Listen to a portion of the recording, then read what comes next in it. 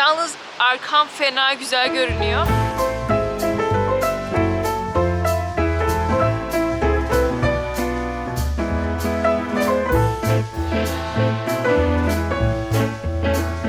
Arkadaşlar kanalıma hoş geldiniz. Bugün sizinle beraber Hollanda'nın başkenti Amsterdam'dayız. Batı Avrupa'da bulunan, para birimi euro olan, resmi dil olarak Felemenkçe'nin kabul edildiği 825 bin nüfusu olan Amsterdam kentindeyiz.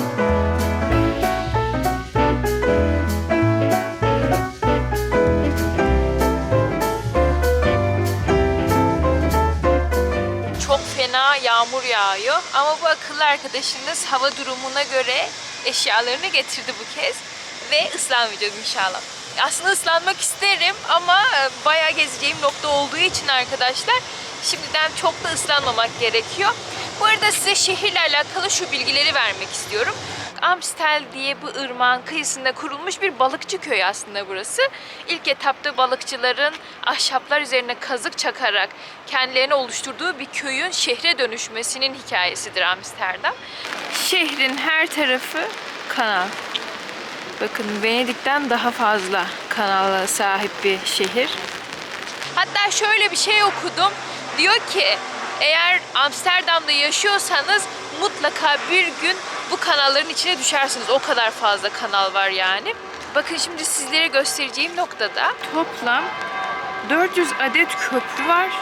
Ve bu köprülerin dışında 90 tane de adacık var arkadaşlar. Düşünebiliyor musunuz? Bu kadar büyük bir parçaya bölünmüş bir şehir yapılanması var. Amsterdam'da her yerde bisiklet var arkadaşlar. Hatta şöyle bir şey söyleyeceğim sizlere.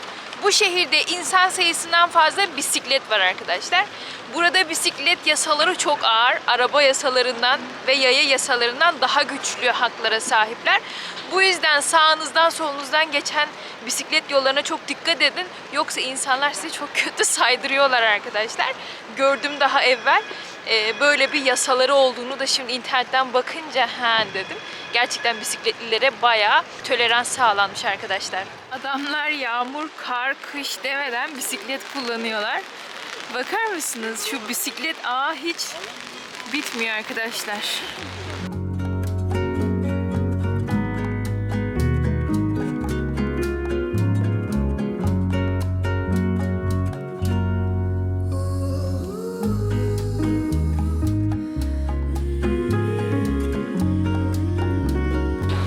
Arkamda Amsterdam evleri var. Bu evler birazcık yamuk. Çünkü şehir sulak bir alan olduğu için toprak yumuşak ve bu yüzden kayma olması çok beklenilebilir bir şey.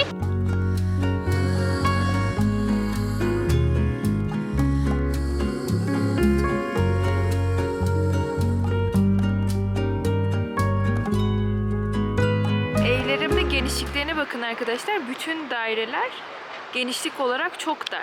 Bunun sebebi para arkadaşlar. Hollanda hükümeti eski zamanda genişliğe göre vergi alıyordu. Evlerin ön tarafının olması vergiyi daha da arttırıyordu. Bu yüzden insanlar genişliği hep dar tutarak arkaya doğru evleri uzun tutmuşlar arkadaşlar.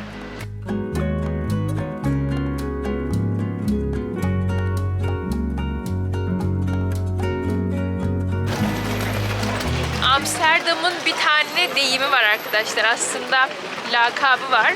Günahlar şehri diye de geçiyor şehrin adı. Burası dünyada birçok şehir, ülke tarafından yasaklanan farklı şeyi burada yasal olarak yapabiliyorlar.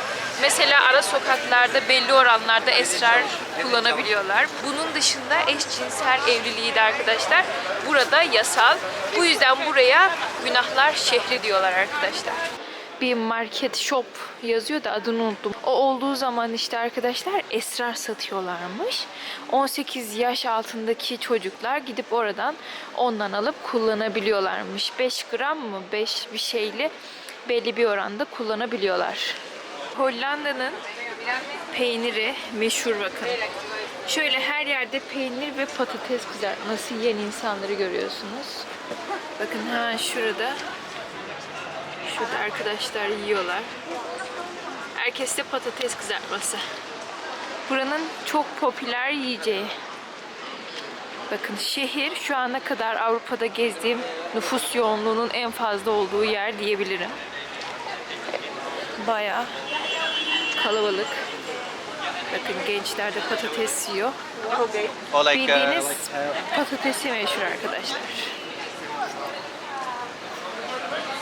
Şöyle şimdi Dam Meydanı diye bir yer var. Oraya gideceğiz. Aa, şuraya bakın.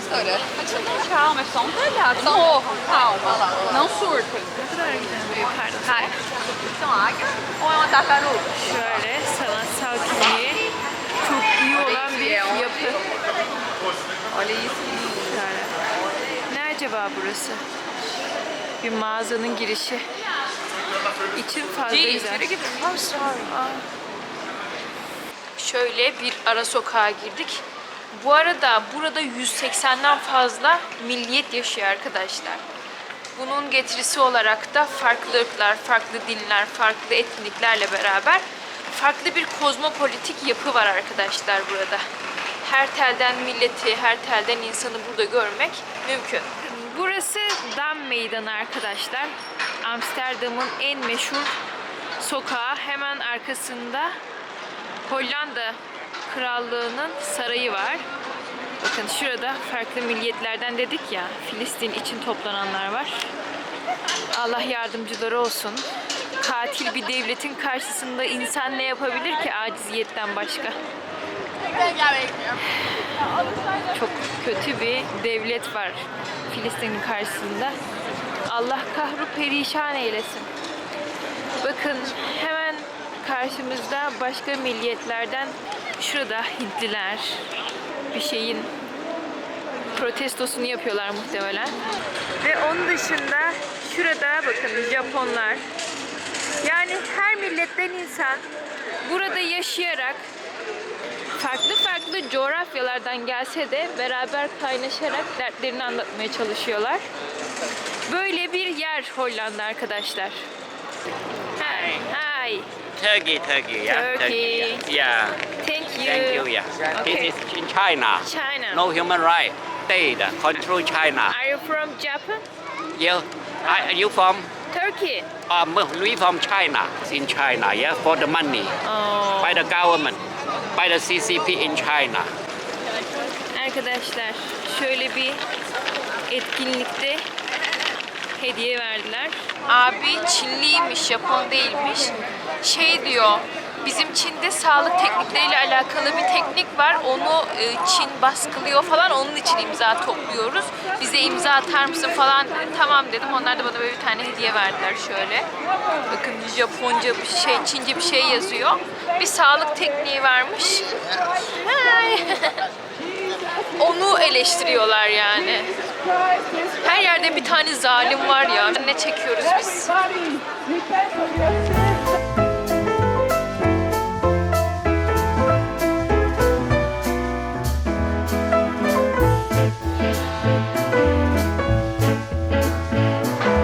Bu arada geçmişte Endonezya ile sömürge başlığı altında toplandıkları için Endonezya baharatlarını da Hollanda mutfağında görmek mümkün arkadaşlar. Bakın en popüler yiyeceği arkadaşlar peynir, patates ve fast food. Her yerde bisiklet var ya. Baksanıza köşelerde, kıyılarda. Herkesin bisikleti var. Sokaklarda şöyle sık sık LGBT bayrakları görüyorsunuz arkadaşlar. Zaten Hollanda bu şeyin ana merkezi. Her türlü destekliyorlar. Şurada çok tatlı şeyler var. Ay bu neymiş? Bunlar waffle mı ne? Waffle ekmeği gibi. Bir canlılık var sokakta, hiç bitmeyen arkadaşlar. Bu konuda İstanbul'a benzettim birazcık. Yalnız sokakta bir koku var. Sanırım şu içtikleri esrarın kokusu. İğrenç kokuyor.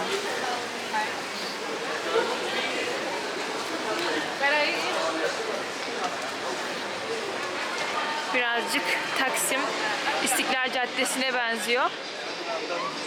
Lüks markaların olduğu bir sokak, bir cadde arkadaşlar.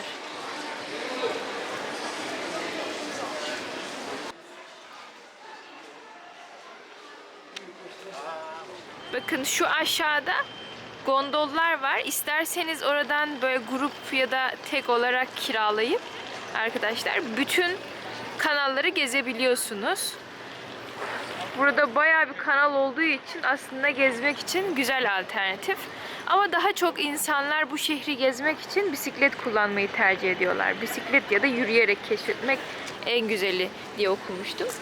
Ben bisiklet aslında kullanmak isterim ama burada bayağı kuralcı oldukları için sıkıntı yaşarım diye yürüyerek gezmeyi tercih ediyorum.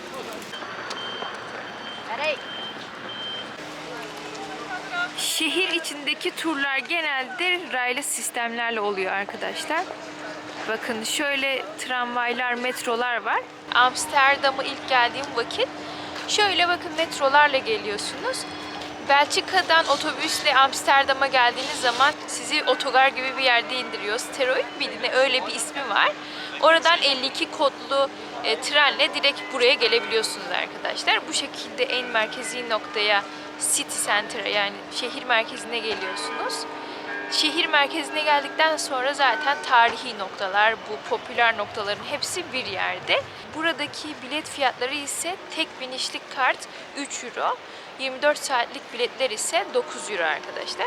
Ben bir günlük bilet aldım çünkü yarın falan da basacağım. Bu yüzden daha avantajlı oluyor diye bir günlük bilet aldım. Sizler de gelince kendi tarifenize göre biletinizi alırsınız. Hava 13 derece ama birazcık esiyor. Arada yağmur da serpiyor. Bu yüzden birazcık üşüdüm. Şimdi bir yere gidip birazcık çay içeyim. Daha sonra tekrar çıkayım gezmeye arkadaşlar. Aslında çok da gezecek tarihi noktalar yok. Hepsi bir meydanda toplanmış. Yani İstanbul gibi farklı farklı yerlerde değil de buradaki tarihi noktalar tek bir meydan etrafında çevrelenmiş. Bu yüzden gezmek noktasında bize kolaylık sağlıyor arkadaşlar. Ben şeyi anlamadım ya, bu insanlar bisikletlerini karıştırmıyor mu? Her yerde bisiklet var ya. Burada en çok hırsızlık yapılan şey bisikletmiş arkadaşlar. Bir senede 100.000'e yakın bisiklet çalınıyormuş.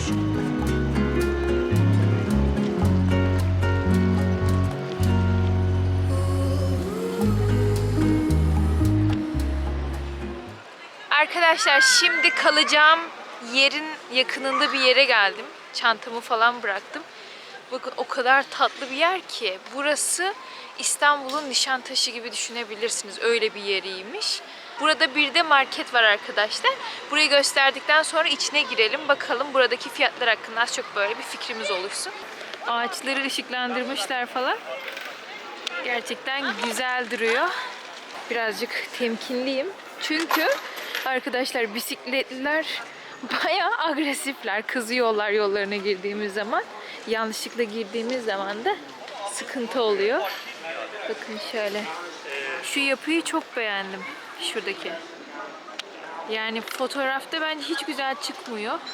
Ama gerçekte şu ışıklandırmalarla falan çok güzel olmuş. Bakın şöyle hemen karşısında bir market var. Girelim bakalım içine, fiyatlar nasıl? İlk etapta bakın şöyle meyve sebze var. Mandalina 2,29 euro. Kavun var 2,5 euro.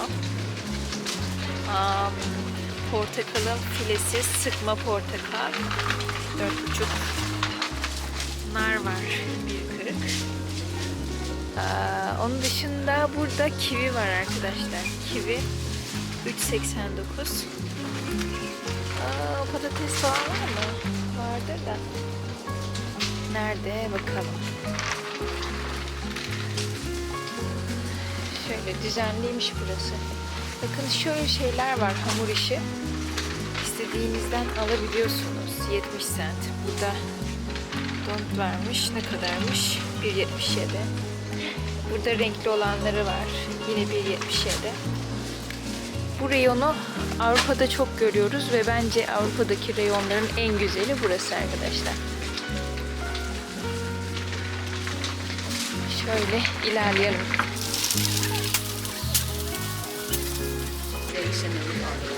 Bakın burada salatalığı arkadaşlar şu kocaman paketleyip poşette satıyorlar. 89 cent. Avokadonun tanesi 1 euro. Şurada domates var. Domatesi güzel duruyor. 2.80. Fena değil. Soğanlar 95 cent. Patates ise poşet olarak 4 euro arkadaşlar. 1 litrelik sıvı yağ 2 euro. Fena değil mi sanki bu? Bakın şurada yemek yağı var yine. 90 cent. Burada büyük yağlar var. Bunlar da 7 euro. Burada konservelik yiyecekler var. Genel olarak 1,5 euro gibi düşünebiliriz genel fiyatlar. Bakın. Şurada meyve suları var. Herhangi birine bakalım. 2.19. Yoğurt reyonuna geldim. Dedim ki yine Yunanistan yoğurdu diye. Sonra şuraya bir baktım. Irmağının akışına ölürüm Türkiye'm. Türk iş yoğurt da varmış arkadaşlar. Fiyatı 2.30. Bunun ise 2 euro. Türk yoğurdu daha pahalı. Tabii ki de bizim çünkü yani. Allah Allah. Şöyle onlu tuvalet peçetesi var arkadaşlar. 5 euro. Burada biraz daha fazla olan kaçlıymış? 24'lü 6,5 euro. Burada el havlusu var. 2.80. Şöyle spagetti 1,5 euro. Bunları İtalya'da da görmüştüm. Zaten İtalyan markasıymış. 1.70 makarna çeşitleri arkadaşlar. Şöyle çeşit çeşit var. Burada da yine sosları 1.69. Zeytinler var. 2.30. Arkadaşlar marketten çıktım. Kız diyor ki çekmeseniz olur mu? Olur dedim. Tabii ki de çekmesem olur diye. Öyle çıktım. Genel olarak size Hollanda, Amsterdam'ı anlatmaya çalıştım. Umarım sizlere birazcık bile olsa göstermişimdir buraları. Bir sonraki videomuzda muhtemelen Hamburg videosunda görüşmek üzere. Hoşçakalın.